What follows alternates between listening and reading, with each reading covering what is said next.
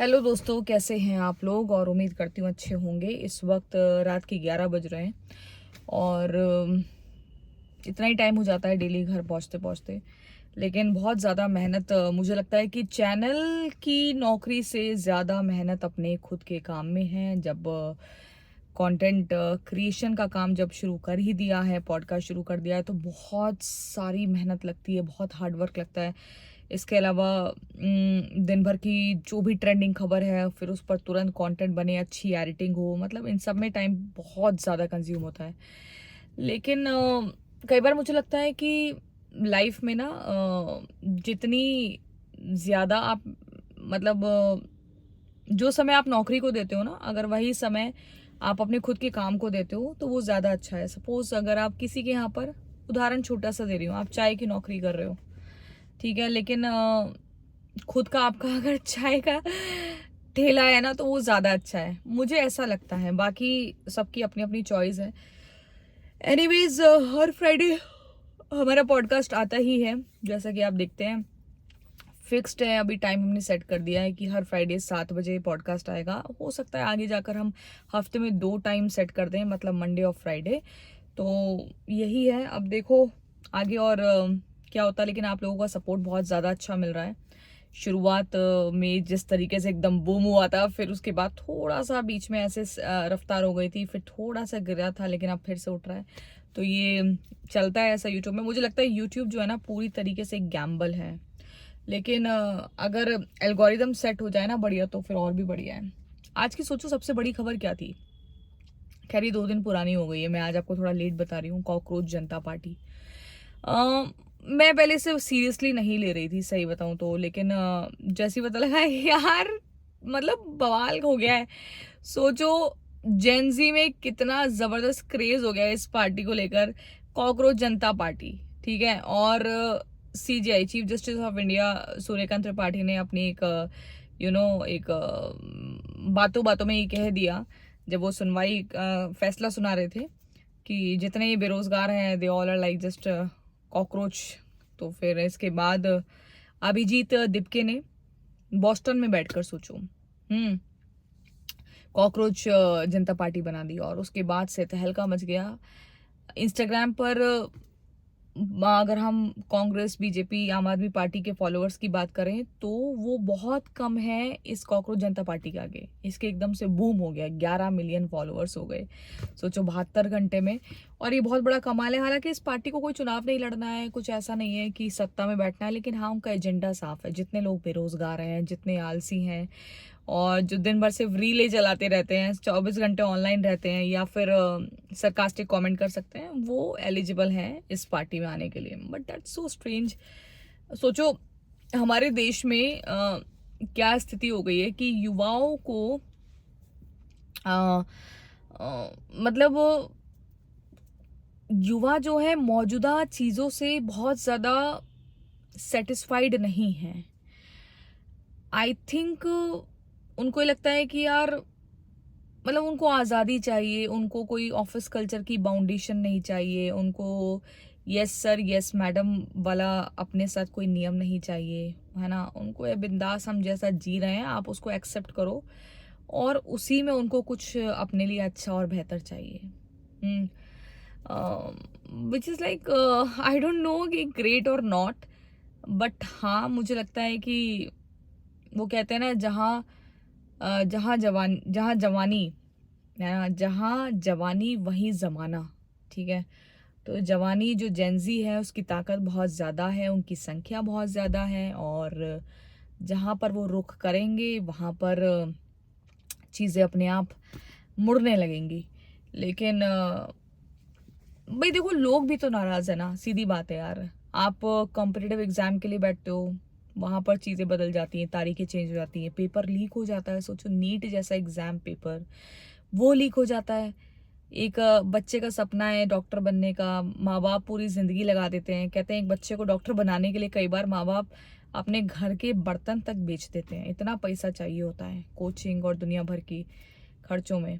लेकिन वही पेपर जब लीक हो जाए, कोई दूसरी पार्टी आकर आपसे कॉम्प्रोमाइज़ कर ले, पैसा दे दे और कह दे कि हमारे बच्चे को यार निकलवा दो, मतलब कितना ये सब चीज़ें क्यों हो रही है, मतलब आई डोंट अंडरस्टैंड कि ये सब ठीक है, ये बिल्कुल ठीक नहीं है। पेपर लीक नहीं होना चाहिए, युवाओं को नौकरी मिलनी चाहिए, सुरक्षित माहौल होना चाहिए, राजनीतिक पार्टियों के एजेंडे में हमें नहीं फंसना चाहिए। कोई कह रहा है कि हम मुसलमानों के सपोर्टर हैं, कोई कह रहा है हम हिंदुओं के सपोर्टर हैं। व्हाट इज़ इट यार, कोई किसी का सपोर्टर नहीं है। सबको अपने लिए एक हाई पोजीशन चाहिए, एक पावर चाहिए, सत्ता का सिंहासन चाहिए, दैट्स इट। तब तक के लिए वो आप लोगों को यूज़ कर रहे हैं, हिंदू मुस्लिम में बांट रहे हैं, बाकी कुछ है नहीं, है ना। अभी कोई हिंदू अगर तड़प रहा होगा, रात के 12 बजे उसे किसी को ज़रूरत होगी, तो कोई उसकी मदद करने नहीं आएगा। जो हिंदू मुस्लिम में बांटते हैं ना, वो खुद मदद करने के लिए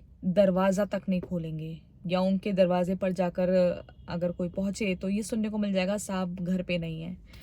तो फिर ये हमको समझना होगा कि ना दंगे करने हैं, ना फसाद करना है, ना किसी के जाल में फंसना है। बस ये समझना है कि कौन सी चीज़ हमारे लिए बेहतर हो सकती है, कौन सी पॉलिटिकल पार्टी हमारे लिए अच्छी हो सकती है। कोई भी हो यार, दैट्स अप टू यू, आपकी चॉइस है, मेरे कहने पे आप मत जाओ। मैं सिर्फ आपको खबरें बताती हूँ, मैं सिर्फ आपको मौजूदा चीज़ें बताती हूँ। मैं आपको सच बताऊँ, अगर मैं उत्तर प्रदेश की बात करूँ ना, तो हम लोग क्या था, जब मैं 4th स्टैंडर्ड में थी, उसके बाद हम लोग यहाँ उत्तर प्रदेश में शिफ्ट हो गए थे, शालीमार गार्डन में। तो वहाँ मैंने वो दौर देखा है जब सपा और बसपा की सरकार हुआ करती थी। मतलब वो सीन, वो समय, वो दौर बहुत डिफरेंट था। मैं एक्चुअल में आपको बता रही हूँ, 6 बजे के बाद ना घर से निकलने में डर लगता था बहुत। मतलब एक अजीब सा सन्नाटा, एक खौफ हुआ करता था। मुझे आज भी याद, अगर मैं उस बचपन को याद करूँ। But now we have shifted like somewhere else. But अब हाँ, उसके बाद जब मैं धीरे-धीरे जब बड़ी हुई, जब मुझे चीज़ें पता लगी और समझने की कोशिश करी, फिर जब देखा कि सरकार भी बदली है, और जब जब से योगी सरकार आई, मैं सच आपको बता रही हूँ, मैं किसी को फ़ेवर नहीं करती हूँ, किसी को नहीं, है ना? लेकिन वहाँ चीज़ें बदली। तो मैं एक उदाहरण इसलिए दे रही हूँ क्योंकि मैं वहाँ रही हूँ, वहाँ रह रही हूँ। रही हूँ ये कहूँगी, ठीक है?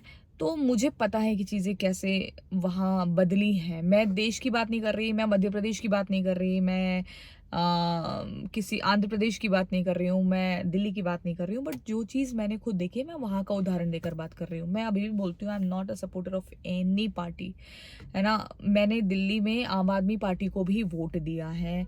एक ज़माने में मैंने जब मुझे लगा कि नहीं बीजेपी सही है, तो फिर उसको भी वोट किया है। तो चीज़ें जब मुझे लगा कांग्रेस को भी मौका मिलना चाहिए, तो मैंने उसको भी वोट किया। तो मैं किसी के भी फेवर में नहीं हूँ, बट हाँ, जिसकी आइडियोलॉजी मुझे अच्छी लगती है, वो कहीं ना कहीं क्लिक करती है।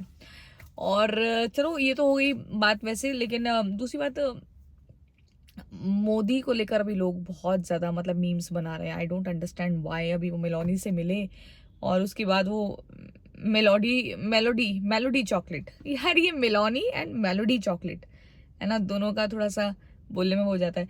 तो इसको लेकर सोचो कैसे एकदम बाढ़ सी आ गई। पहले झालमुड़ी बहुत फेमस हुई, उसके बाद अब ये मेलोडी नहीं, मेलोडी मेलोडी टॉफी, है ना, और आउट ऑफ स्टॉक हो गई ऑल ऑफ सडन। हाँ, मैं बता रही थी कि मीम्स बन रहे हैं, और इसको लेकर भी बहुत सारे लोग अलग अलग बातें कर रहे हैं। कोई नेगेटिव कर रहा है, कोई पॉजिटिव कर रहा है, बट मुझे लगता है कि राहुल गांधी भी अगर ऐसे किसी और से मिले तो उसका मजाक नहीं बनाना चाहिए। मोदी मिल रहे हैं तो ठीक है, उसको यार सही चश्मे से लो, बाकी एंजॉय करो, दैट्स लाइफ।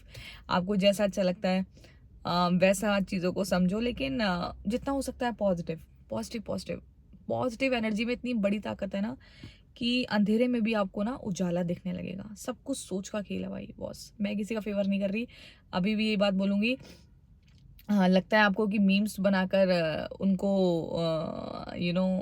पूछना, देखो जायज सी बात है, लोग पूछेंगे भाई, देश में बेरोजगारी है, देश में आर्थिक संकट है। आप एक तरफ कह रहे हैं कि कारपूलिंग करनी है, एक तरफ आप कह रहे हैं पेट्रोल डीजल का कम इस्तेमाल करो, एक तरफ आप कह रहे हैं घर के खाने में तेल का इस्तेमाल कम करो, और दूसरी तरफ आप उन चीज़ों को सॉर्ट करने की बजाय, ठीक करने की बजाय बाहर चले गए हैं।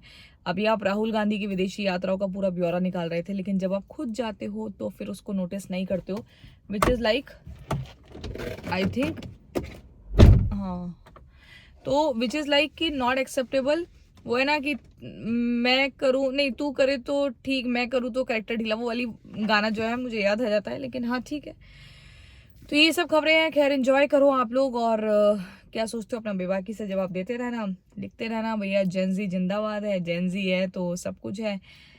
नेपाल में सबने देखा ही है कि क्या हुआ है, तो जेनजी से पंगा लेना ठीक नहीं है। दूसरा ये मैं कहूँगी कि अगर आपको लगता है कि मेरे पॉडकास्ट में कुछ चीज़ें और चेंजेस हो सकते हैं तो वो ज़रूर बताइएगा, हम चेंज भी करेंगे। और गेस्ट के साथ भी आपको लगता है कि कुछ सवाल हमें अलग तरीके से पूछने चाहिए तो वो भी बताइएगा।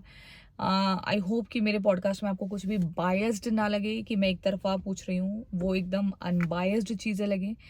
हाँ, और वो आपको भी जो हमारा नेक्स्ट वीक पॉडकास्ट आएगा उसमें बहुत कुछ दिख जाएगा कि मैंने इतनी बड़ी शख्सियत से जो सवाल पूछे हैं उसमें बिल्कुल भी बायस्ड नहीं हूँ मैं, और बहुत बिल्कुल अनबायस्ड तरीके से सवाल पूछे जो आज तक मुझे लगता है मेन स्ट्रीम मीडिया ने भी नहीं पूछे होंगे। तो आप वेट करिए एंड अपना प्यार खूब सारा देते रहिए। और मैं कोशिश करूँगी कि इस वाले चैनल पर ना, जो डेली कंटेंट वाला है, इस पर मैं ऐसे ही रोज़ आपके साथ थोड़ी सी बातचीत करूँ और उसको शेयर करूँ।